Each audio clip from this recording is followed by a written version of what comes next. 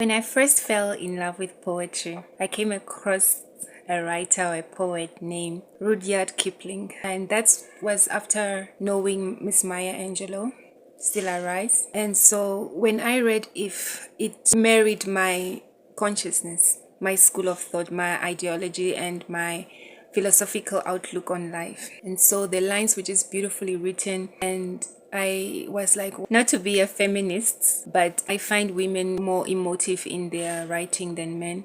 And so Rudyard came across and exuded this emotion that reflected in his writing, and I was so drawn to it from the get-go.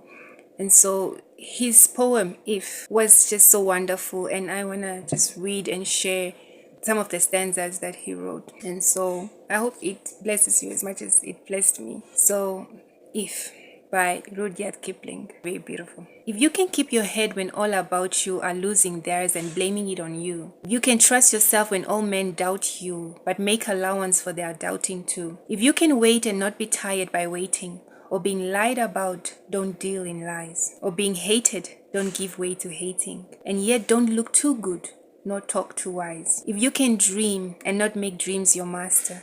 If you can think and not make thoughts your aim.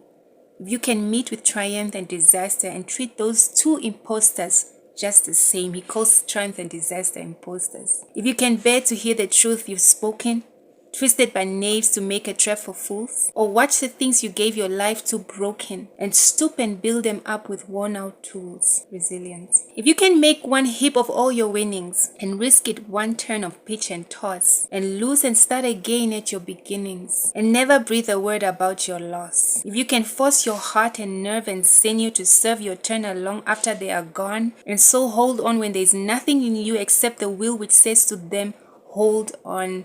This poem resonates so much with the poem I've written some time ago, I think a year ago. It's called Purposefully Broken.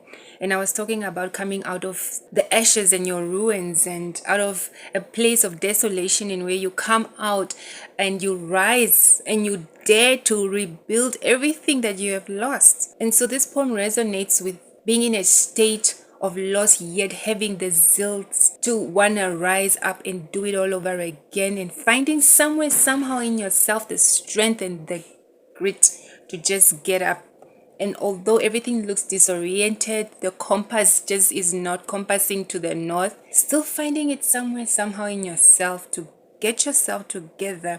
And though, like I mentioned in the poem, where your knees feel like it's water, that there's no steel in your knees anymore, and yet you stand while shaking, and so you stand. So yeah, bye.